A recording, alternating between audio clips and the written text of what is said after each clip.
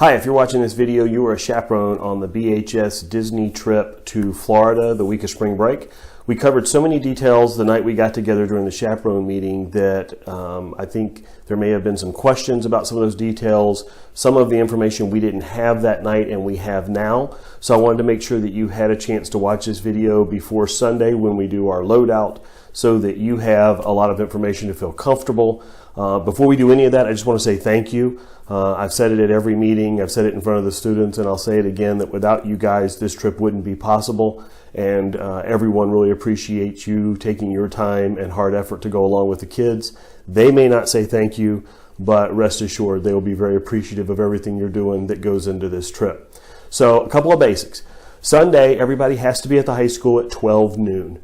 That's when luggage checks are going to begin. It's similar to band camp. Most of you are probably familiar with that, so don't need to get into all those details. We're going to be boarding the buses about 1:30, leaving about 2-ish. So one of the things around 1:15, 1:30 that I need to make sure that everybody does, and I'll be there with you to ensure we do this, is I'm going to give each one of you on Sunday one of these packages. As we talked about in the chaperone meeting, each one of you will be teamed. So in this case, I'm holding Team Wortman's package. What you'll do is your students and you will gather. It'll give them a chance to meet you if they don't already know you. You a chance to meet them. What we're hoping to do is that for everybody that has cell phones, that you would give them your cell phone number if you don't mind, for them to have the ability to text you or get in touch with you directly.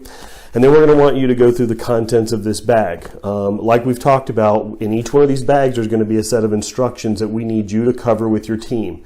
It covers the next 24 hours. So in this bag are the details as it relates to the trip to Florida. And so we want to make sure you cover that. One of the other things that's really important is in this bag you're going to find lanyards for your students. It's the first time they're going to be getting lanyards.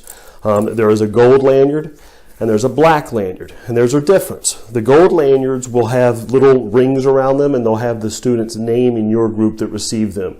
These gold lanyards are a distinction for service that they've done through the band throughout the year. And so gold lanyard students will have the right to board the bus first, to also get off the buses first, they and one friend. So if a student has a gold lanyard, they can have one friend with them who's not wearing a gold lanyard, and they get first on, first off privileges at everywhere to kind of recognize them for their hard work throughout the year. Every other student will be getting a black lanyard. With these, we'll also have the credit card attachments that you can clip, but we didn't pre-clip them to the lanyards because it just made them more bulky. So when you meet with your team, we'll ask you to pass out all of these to your students. Again, the gold lanyards will have specific names to the students. If you don't have a gold lanyard in your package, it means that there's not a gold lanyard student in your group. I think there's a couple of cases where that's the case. Go over the package with your students, and then you're going to get on the bus. During the trip to Florida and back, the way that student counts are going to be done is the same way they do for band camp. They're going to be head counts per bus. So while we want you to keep an eye out for students on the trip, we want you to watch what's going on the bus, maintain some level of order, watch out for the kids at the stops, make sure they're in and out of restaurants, encourage them to hurry up and eat and get back on the bus. There really isn't direct chaperone responsibilities. There's going to be no head counts that you have to perform while you're underway. It'll be done per bus, and so you won't have really that daily check-in responsibility get started until you get to Florida. Okay? So let's talk about getting to Florida. When you get there, we're going to be there, and what we're going to ask for is the chaperones only to get off the buses and come into the lobby and find me. Jamie and I will have laid out on tables another set of these envelopes that will be for each one of you. On the back side of the envelope, it's going to have your name written really big, and we're going to go over any last minute details you need to know for Monday. For instance, if the rooms are ready, we're going to let you know that. If the rooms aren't ready, we're going to tell you about that. But what will happen is once we brief you very quickly, you're going to walk out and you're going to hold up your envelope, and the students are going to get off the bus and come find you. Now, we're going to also go over that with them this coming Monday during the student orientation. So it'll be a natural process. It's not something you necessarily have to explain to them. They should know. When they get off the bus, you're going to be standing there. They're all going to walk up to you. Inside of your envelope, you're going to have, if you have 3 rooms that you're responsible for, 3 white envelopes. And inside of that will be the park hopper passes, and the first day meal card for each student. Now on the white envelope, it'll have the last names of the student assigned to that room. So it'll be very easy for you. Also inside of this envelope will be the room numbers for the students that you're responsible for and for your room. So that'll be the first time that everybody now knows specific room numbers where they're going to be in the resort. Here's the big thing. In the package, there's going to be luggage tags. When the students come to you, you need to first, before you give them anything else, give them their luggage tags.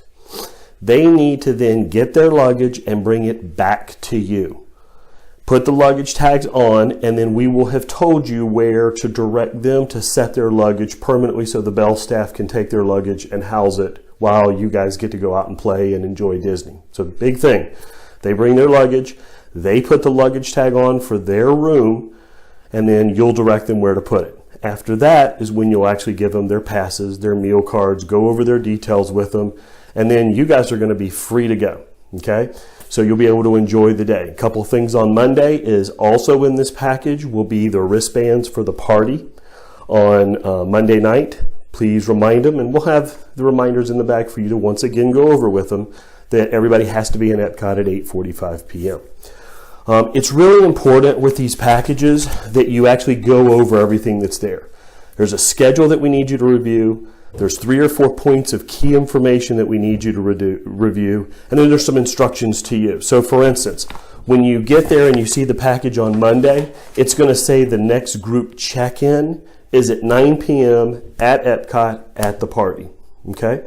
So that'll be the next time that you're responsible for catching up with your people, being sure they're all there, and relaying any information to them. We need you to review these packages daily. We'll give them to you when you arrive, and so you'll have them. You can go through them. If you have questions, you can check them with us, etc. Let's talk about the keys a little bit. As you know, each student's going to have a master band that will unlock their door. And then in the office, we are going to maintain a conventional hotel key card that unlocks every student room.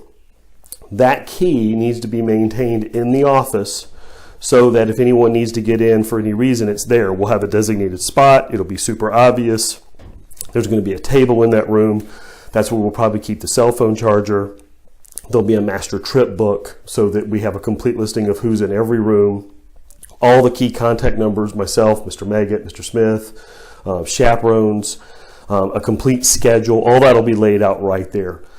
So if you're the chaperone on duty, if you remember when we had our meeting the other night, we had a chaperone schedule.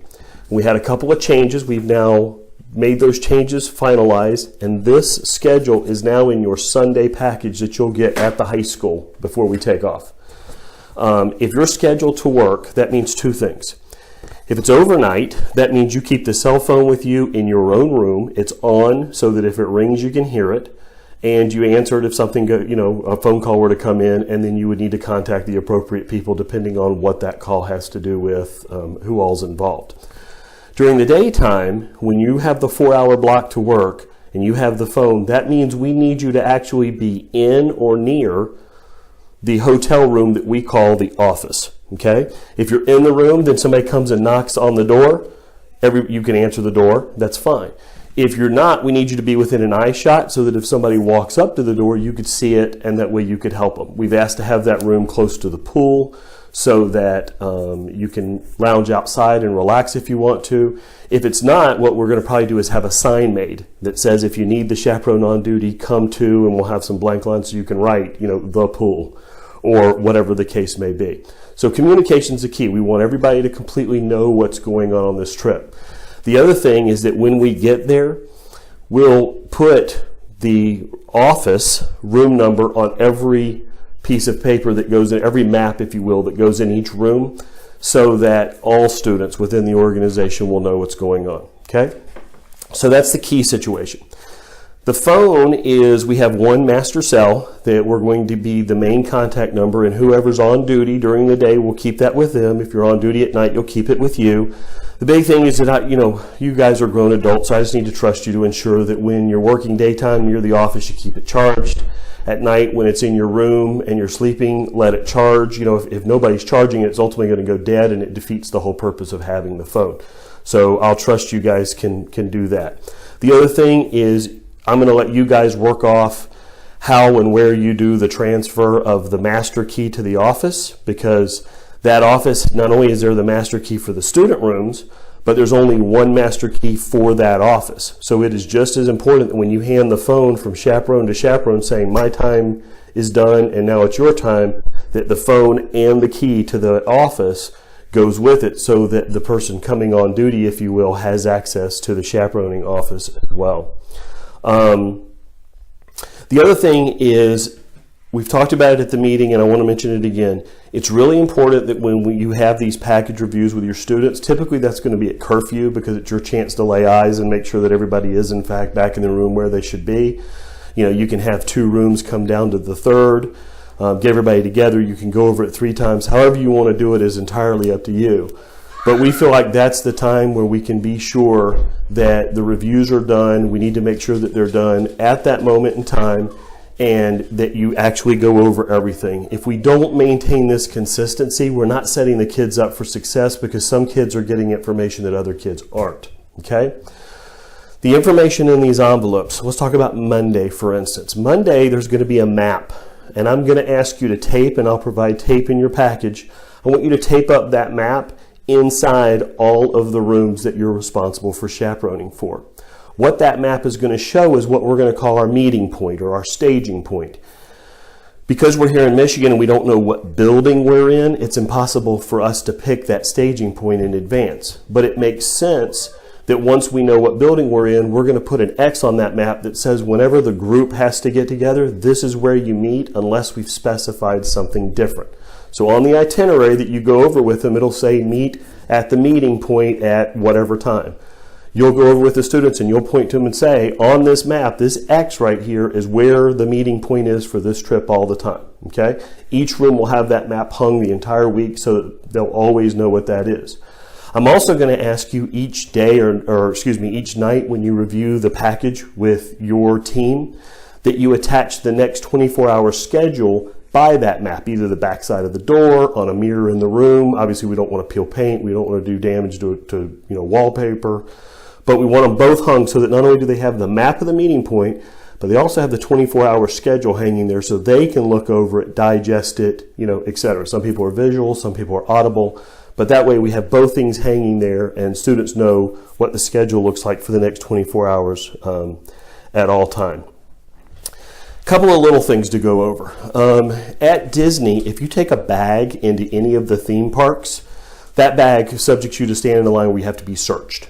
Okay, so I caution people, don't take bags into Disney. If you do, have a whole bunch of people take one bag and let that one person stand in line, and then everybody else can go in, and then you can meet up somewhere. But if you can avoid bags, which is another reason why we have the lanyard with the card holders, you don't need to take a purse, you don't need to take a backpack, and that way it'll save you the time of standing in that security line, and you can instead just walk into the parks. A couple of things is, we've had a lot of questions about Animal Kingdom. If you love the Toledo Zoo and you enjoy the Toledo Zoo, chances are the Toledo Zoo is nice as, or a little bit nicer than Animal Kingdom. Animal Kingdom has just a couple of rides, a lot of informational type places. I find most guests go to Animal Kingdom and they leave there thinking it was a bit of a letdown. So in that our time is limited, if you have a park that you're trying to figure out maybe you don't want to do, or that would be the one that I would put the last of your priority list. And then that way you can get the other stuff done first. If you have some spare time, run on over there and do it. You may love it. But like I said, in dealing with thousands of guests a year who go to Disney, that is absolutely kind of the low point where most people don't spend a lot of their time, because if they're connoisseurs of a zoo, and we have a close local zoo, we do good with that. The last big thing is student in their rooms. Students are supposed to wake up in the morning, vacate their rooms, and then they should not be in their rooms at any time during the day unless they're there getting ready for a performance or a workshop. They have your permission as the chaperone on duty, or it's in the evening and it's time to return to their rooms. What we're asking is that if a student has to go back to their room, they can't just check in with their team leader. Okay, they need to check in with the chaperone who's on duty. So during the daytime, they would need to go by to the office, find the chaperone on duty and say, hey, I need to get into my room for X. Let that chaperone either go with them, either say, hey, you got 5 minutes to get there and get back. You know, you work it out, you know what's best, but we don't want kids going back to the rooms, hanging out. And we need to be consistent in that so that we don't have one chaperone allowing one thing and another chaperone allowing another. Other than that, this should be a fantastic trip. I think it's laid out pretty easily. If you have any questions, see me on Sunday. We'll go over them specifically. You can always give me a phone call. Thanks again for doing this and for watching this video so you can be as best ready for the trip as possible. Thanks.